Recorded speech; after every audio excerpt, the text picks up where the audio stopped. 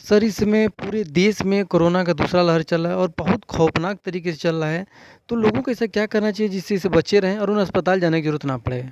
मैं खुद नहीं चाहता लोग हॉस्पिटल जाएं, क्योंकि हमारे पास जब कोई कारगर दवा है ही नहीं तो हम किस बिना पे उन लोगों को बोलें कि आप हॉस्पिटल आओ।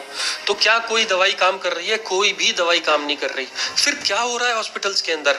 हॉस्पिटल्स के अंदर आपके सिम्टम्स का इलाज हो रहा है। आपको बुखार है तो बुखार की दवाई है, आपको शिवरिंग हो रही है तो शिवरिंग की दवाई है, आपको इन्फेक्शन हो गया तो इन्फेक्शन की दवाई है, आपकी छाती भर गई तो आपको छाती को कम करने की दवाई है, छाती जो खड़खड़ करती है वो कम हो जाएगी, आपकी ऑक्सीजन डाउन हो रही है तो आपको ऑक्सीजन देते हैं कई तरह से। छोटा मास्क है, बड़ा मास्क है, वेंटिलेटर है, बाईपैप है। ये सारे इंस्ट्रूमेंट्स कोरोना का इलाज नहीं करते। कोरोना के नाम पे हमने बहुत सारी दवाइयां ट्राई करी, जिसमें से एक रेमडेसिविर भी थी। ये रेमडेसिविर हम लोग बहुत लोगों को दी, देखी, परखी, पर उसमें भी पता चला कि इतनी इफेक्टिव नहीं है कि आपने गोली दे दी और इमीडिएटली कोरोना मर गया और वो सब लोग बच गए। ऐसा नहीं है, ये गलती है। हाँ, कुछ हद तक है। अगर आप मुझसे पूछें कि फिर कोरोना से बचने का तरीका क्या है, कोरोना से बचने का है तरीका हैंड वॉश। सोप यूज करिए, हाथ साफ रखिए, क्योंकि हाथ जैसे ही आपने इधर लगाया कोरोना दूसरे आदमी में ट्रांसमिट हो गया। और दूसरा, मास्क लगाइए, क्योंकि ये ट्रांसमिट सिर्फ 1 मीटर की डिस्टेंस पे हो सकता है, इसके बाद में किसी को ट्रांसमिट नहीं कर सकता। जो नया कोरोना वायरस आया है उसके अंदर सिर्फ ट्रांसमिटिंग कैपेबिलिटी है। आपको मालूम है वो कैसे ट्रांसमिट होता है, आप वही को तोड़ दो, उस साइकिल को तोड़ दो। मास्क लगाओ, कवर कर लो और 2 मीटर के डिस्टेंस पे रहो। अगर आप मास्क नहीं लगा सकते, अगर कोई घर कमरे में नहीं है या एक हाथ के डिस्टेंस से दूर पे आपसे बैठा है, तो आप उसको कोरोना कभी भी नहीं दे सकते। सर, लोग कोरोना से बुरी तरह से डरे हुए हैं और डरना भी चाहिए, क्योंकि उन्होंने अपने आँख के सामने पहली लहर को देखा है और ये तो दूसरी लहर बहुत बुरी तरह से खतरनाक तरीके से आ रही है। और इस समय देखा जाए तो कोरोना के मरीजों की संख्या 2 लाख पार हो चुकी है और लगातार मृत्यु दर भी बढ़ते जा रहे हैं। और कहीं न कहीं लोगों को डर बना हुआ है कि वो अस्पताल में थोड़ा भी सर्दी जुकाम बुखार हो रहा है और अपने जाँच के लिए जा रहे हैं तो उन्हें नेगेटिव घोषित कर दिया जा रहा है, उन्हें आइसोलेटेड कर दिया जा रहा है, उन्हें परेशान किया जा रहा है, कोरोना के नाम पर उन्हें लूटा जा रहा है। तो सर, उन्हें क्या करना चाहिए और कैसे करना चाहिए कि वो इससे बचे रहें और उन्हें परेशान ना होना पड़े? तो इसके लिए कुछ सलाह बताइए। सर, कोरोना डर की बीमारी है, इसमें कोई दो राह नहीं है। बहुत सारे लोग सिर्फ इसलिए मर गए क्योंकि उनको ये सिर्फ बता दिया गया कि आपको कोरोना पॉजिटिव है। अगर आप सिर्फ पेशेंट्स को कोई भी टेस्ट मत करो और उनको घर में रखो और वो 100% लोगों में से सिर्फ 1% लोग मर रहे हैं, जब गवर्नमेंट ने ये आंकड़े जारी किए कि 1 से 2% ही लोग मरते हैं, तो फिर इतनी सारी डेथ्स क्यों? दूसरा, हम अननेसेसरी लोग हॉस्पिटल आके जो दवाइयों लगवा रहे हैं और दवाइयों के साइड इफेक्ट और इतनी हाई फ्लो पे ऑक्सीजन दे रहे हैं, उससे लंग्स डैमेज होते हैं। इसलिए मेरा आप लोगों से ये कहना है कि हर लोग हॉस्पिटल की तरफ मत भागो। अगर आपको कोरोना हुआ है तो डरो मत, घर के अंदर अपने आप को आइसोलेट करो। आइसोलेशन से कोरोना 99% खुद मर जाता है। आपके बचने के चांसेस 99% है अगर आप एक भी गोली, एक भी ऑक्सीजन, एक भी टेस्ट ना कराओ। फिर टेस्ट कराई क्यों? और सरकार आप क्यों कह रही है टेस्ट कराओ? जिससे कि मास लेवल पे फैल ना जाए। मान लीजिए कि मैं अगर किस सोशल सर्विस प्रोवाइडर हूँ, या मैं प्लेन में ट्रेवल कर रहा हूँ, या मैं एक ऐसी जगह पे जाके बोलता हूँ जहाँ पे 100 लोग सुनते हैं, तो वहाँ पे मैं उन लोगों को अफेक्ट ना कर दूं या ट्रेवल के टाइम और देशों में अफेक्ट ना हो जाए, इसलिए टेस्ट कराना जरूरी है। आप अगर घर में बैठे हैं, आप यंग हैं, आपको सिर्फ थोड़ा सा बुखार आया तो पूरी की पूरी फैमिली लाइन में लग के टेस्ट कराने को बैठ जाती है, और हो सकता है उनके घर में एक को भी इन्फेक्शन ना हो और लाइन में लगने की वजह से 2 इन्फेक्ट होके आ जाए और सारे के सारे कुटुंब को इन्फेक्ट कर दें। लाइनों में लग के टेस्ट मत कराओ। टेस्ट कराओगे तो आप अपने पैसे दूसरे लोगों को देके आओगे और जो बाद में ये लोग बोलेंगे कि वो नेक्सस है।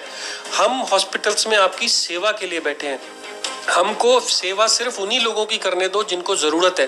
तो कौन से लोग हॉस्पिटल आए? जिनको सांस फूलती है, ऑक्सीजन की जरूरत है, हॉस्पिटल आओ। जिनकी पल्स ऑक्सीमीटर पे सैचुरेशन 90 से कम आ रही है, हॉस्पिटल आओ। जो लोग खाना खाना छोड़ दिए, हॉस्पिटल आओ। जो लोग बुजुर्ग हैं और उनकी सेवा आप खुद नहीं कर सकते, तो उनको लेके आओ।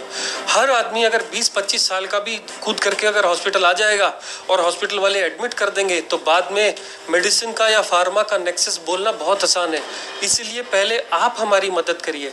आप तय करिए कि हॉस्पिटल कौन आएगा और अपना फोन पे कंसल्ट लीजिए, डॉक्टर से पूछिए, अपने फैमिली फिजिशियन से पूछिए कि किनको हॉस्पिटल जाना चाहिए। और मीडिया ने बहुत मदद करी, इतनी सारी इन्फॉर्मेशन कोरोना की सारी दुनिया को दे दी कि आज की दुनिया में मैं एक डॉक्टर नहीं बोलता हूँ, सब लोग आप डॉक्टर हो, क्योंकि कोरोना के एक इन्फॉर्मेशन आती है, एक डेथ होती है कन्याकुमारी में, तो जम्मू कश्मीर में पता लग जाता है कि एक आदमी ऐसे मरा था, ये हुआ था, ऐसे ऐसे हुआ था, और ये गोलियां हैं। क्या किसी और बीमारी के बारे में आपको ऐसा अंदाजा है कि टेटनस के लिए कौन सी दवाई दी जाती है, या पोलियो हो जाए तो क्या क्या दवाइयाँ दी जाती हैं, या हॉस्पिटल में सेप्टिक का क्या क्या इलाज होता है? आज कोरोना का इलाज हर कॉमन आदमी को मालूम है, और ये होना भी चाहिए, क्योंकि जब कोई कारगर दवा है ही नहीं और सिर्फ सिम्टोमेटिक इलाज है, और आप लोगों ने, मीडिया लोगों ने जब सब लोगों तक अच्छी इन्फॉर्मेशन भेजेंगे तभी तो हमारे लोग ठीक होंगे। अच्छा सर, कहीं न कहीं नेक्सस मार्केट में बहुत बड़े स्तर पे काम कर रहा है। वो चाहे मास्क को लेकर के हो, सैनिटाइज़र को लेकर के हो, चाहे हैंड वाश को लेकर के हो। इससे लोगों को कहीं न कहीं डाउट है कि किस प्रकार के मास्क का प्रयोग करें, किस प्रकार के सोप का प्रयोग करें, या कोरोना से संबंधित जो भी किट्स हैं उसको कौन से किट्स हमारे लिए बेटर हैं, कौन से किट्स बेटर नहीं हैं। तो आप इसके विषय में क्या सलाह देंगे कि हमें कौन सा मास्क का प्रयोग करना चाहिए, कैसे सैनिटाइज़र का प्रयोग करना चाहिए, जिससे हम अपने आप को बचा सकें, सेफ रख सकें और इजीली तरीके से प्राप्त कर सकें? सर देखिए, सबसे पहले 2-3 चीजें इन्होंने, ये सबसे अच्छा सवाल पूछा, क्योंकि यही सवाल नेक्सस को तोड़ता है। सैनिटाइजर सिर्फ हॉस्पिटल यूज के लिए बनाया गया था। इसका पर्पस ये है कि जब हम ऑपरेशन करते हैं तो स्किन को डिसइंफेक्ट करते हैं, जिससे कि बैक्टीरिया या और चीजें इससे मर जाएं। सैनिटाइजर से वायरस नहीं मरा करते। दूसरा, साबुन से अच्छा सैनिटाइजर दुनिया में आज तक ना बना है, ना बन पाएगा शायद। घर का बना हुआ साबुन और पानी से हाथ धोने से अच्छा सैनिटाइजर दुनिया में नहीं है। तो सैनिटाइजर का नेक्सस ही खत्म हो गया। बची दूसरी बात, मास्क कौन सा अच्छा और कौन सा बुरा, और कौन से वाला N95, कौन सा वाला N95 नहीं। आप मोटा मोटा एक चीज समझ लीजिए, कॉमन पॉपुलेशन को कोई भी N95 मास्क की जरूरत नहीं है। जो लोग 2 मीटर की डिस्टेंस पे रहते हैं उन लोगों को मास्क की जरूरत नहीं है। 5 साल से छोटे बच्चों को मास्क नहीं लगाना, क्योंकि उनको पता नहीं होता, उनकी ऑक्सीजन कम हो जाती है। कपड़ा का मास्क भी काम करता है, सिर्फ एक कंडीशन में N95 मास्क लगाना है। अगर आप एक कोरोना पेशेंट की सेवा कर रहे हो, आपके घर में कोरोना पेशेंट है और आपको उस कमरे में जाना जरूरी है, और आप उससे 2 मीटर के पास रहते हो, उसको खाना खिलाना चाहते हो, नर्सेस, डॉक्टर्स, हॉस्पिटल्स, उनको N95 मास्क की जरूरत है, वहां पे यूज करो। और दूसरा, इसको नेक्सस मत बनने दो। 700 रुपए, 1400 रुपए के नाम पे मास्क बेचे गए, जो आज 30 रुपए के बिक रहे हैं। क्यों नहीं जाके सवाल पूछते कि उनके ऊपर रेगुलेटरी अथॉरिटीज क्यों उसको रिस्ट्रिक्ट नहीं करती कि ये N95 मास्क की अपर लिमिट, इसके ऊपर आप नहीं बेच सकते। सर एक और चीज़, कहीं ना कहीं टेस्ट के नाम पर भी लोगों को लूटा जा रहा है, उन्हें बेवकूफ़ बनाया जा रहा है। आप ही जैसे कोई कार्डियोलॉजिस्ट किसी आम व्यक्ति को लिखता है जांच के लिए, और वो व्यक्ति जांच कराता है और संयुक्त से निगेटिव निकल जाता है, लेकिन उसको बिलीव नहीं है कि वो निगेटिव आ सकता है। तो क्या सर ये RT-PCR के तहत जो जांच हो रही है उसका ये सत्य है क्या कि उसका रिपोर्ट गलत आ सकता है? इसके विषय में आप क्या कहना चाहें? लोगों को रिपोर्ट कराना चाहिए, अपनी जांच कराना चाहिए कि नहीं कराना चाहिए, या कोरोना के नाम पे लोगों को बेवकूफ़ बनाया जा रहा है, लूटा जा रहा है? सर RT-PCR जो एक ज़माने में एग्जिस्ट भी नहीं करता था, 1 साल पहले आया। इन लोगों ने इतना पैसा बनाया टेस्टों के नाम पे, जिसका कोई हद भी नहीं है। किसको टेस्ट कराना है? अगर आपको पेशेंट्स को सेग्रीगेट करना है तो टेस्ट कराना है। जब कोरोना फैला नहीं हुआ था, जब देश में एंट्री करने वाले लोगों को आपने रिस्ट्रिक्ट करना है और आपने तय करना है, इस देश के अंदर बॉर्डर्स को सील कर दिया, और जो भी अंदर आएगा इस एरिया में तो वो टेस्ट कराए बगैर नहीं आएगा। जब RT-PCR का बेनिफिट था, कॉन्टैक्ट ट्रेसिंग में RT-PCR का बेनिफिट था। अब आजकल कोई भी का गला खराब होता है, वो चला जाता है टेस्ट कराने को। एक तो ये ओवर यूज ऑफ टेस्ट जो कॉमन लोगों के लिए अलाउ कर दिया गया। कुछ टाइम पहले गवर्नमेंट ने कहा था जब तक डॉक्टर लिख करके स्टैंप लगा के नहीं देगा और बताएगा नहीं कि क्यों करा रहा है, जब तक टेस्ट नहीं होगा। आज ओपन कर दिया है और हर लैब के अंदर ये टेस्ट अवेलेबल है। सब लोग इससे पैसा कमा रहे हैं और लोग डर के मारे खर्चा कर रहे हैं। बंद करिए RT-PCR कराना जब तक आपका डॉक्टर खुद नहीं कहता कि इसकी ज़रूरत है और आपको सेग्रीगेट करना है। एक फैमिली में किसी को कुछ नहीं था, चलो जाएंगे टेस्ट कराने, टेस्ट कराया, 12 में से 10 पॉजिटिव निकले और 2 नेगेटिव निकले। सब रो रहे हैं। जो नेगेटिव है वो ये बोल कर रो रहा है कि मैं कैसे बचूं, जो पॉजिटिव बोल रहा है कि मैं क्या करूं। और प्रॉब्लम कहाँ शुरू हुई? जहां आपने टेस्ट कराया। अननेसेसरी टेस्ट कराना बंद कर दो। हाँ, जो कोरोना का जो नया वाला वायरस म्यूटेट हुआ वो कई बार RT-PCR टेस्ट में नहीं आता। 10 में 8 लोग पॉजिटिव आते हैं, 2 गलत रिपोर्ट्स पहले आया करती थी, अब बोल रहे हैं कि 2 की जगह 3 आएंगी। तो अगर आपने टेस्ट कराया और नेगेटिव आया तो 30% चांस है कि वो पॉजिटिव है और टेस्ट ने पकड़ा नहीं। इसलिए टेस्ट की महत्वता समझिए कि टेस्ट कब यूज करना है। अगर टेस्ट को अगर आपने मजाक बना लिया और सब लोगों को करने लगे, जैसे लोग टाइफाइड का टेस्ट करा के ब्लड के टेस्ट करा लेते हैं, हीमोग्लोबिन टेस्ट करा लेते हैं, ये वैसा टेस्ट नहीं है। ये बहुत सोफिस्टिकेटेड आइडियाज़ के हिसाब से ही टेस्ट कराना चाहिए, क्योंकि इसका सिग्निफिकेंस होना चाहिए, सिर्फ रिपोर्ट नहीं है। रिपोर्ट आपके घर में सेलफोन पे आ जाती है पॉजिटिव है और पैनिक फैला देती है। ये सबसे बड़ा कारण है। आप अनप्रोवोक्ड बगैर डॉक्टर की सलाह के टेस्ट कराना बंद करिए। अच्छा सर, ये अलग अलग बीमारियों में किस प्रकार से ये असर करता है?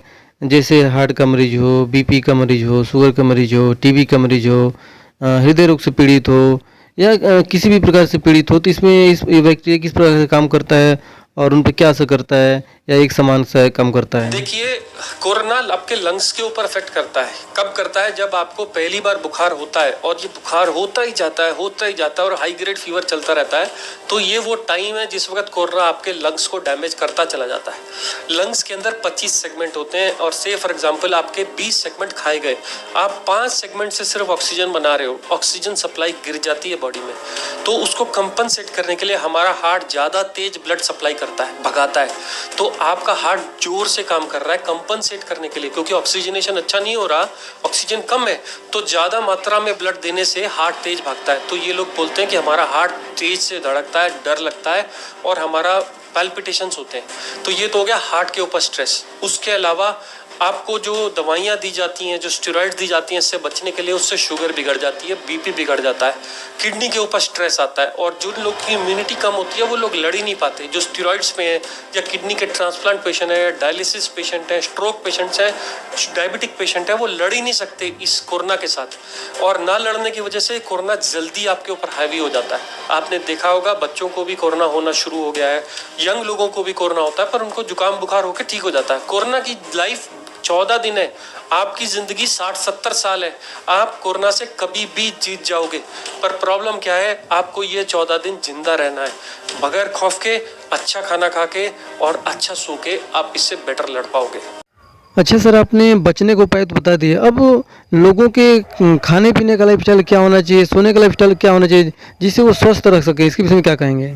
तो अगर आप खाने पे आओ, देखिए खाने की फूड प्रेफरेंस लोगों की अलग होती है, वेजिटेरियंस की और नॉन वेजिटेरियंस की। पर मैं आपको एक छोटा सा एग्जांपल देके इस लड़ाई को ख़त्म कर देता हूँ। पेशेंट हॉस्पिटल के अंदर आईसीयू के अंदर 20 दिन रह जाए, उसका वजन कम ही होता जाता है, कभी बढ़ता नहीं। हाथ पैर सूज जाते हैं, फूल जाते हैं, डॉक्टर कहता है प्रोटीन की कमी है, विटामिन की कमी है। हम लोग दुनिया के सबसे अच्छे छाने हुए विटामिन ट्यूब के थ्रू, नाक के थ्रू देते हैं, जो कई बार 1000 रुपये किलो भी होते हैं। हम विटामिन के इंजेक्शन देते हैं, पर पेशेंट कभी भी उससे इम्प्रूव नहीं होता।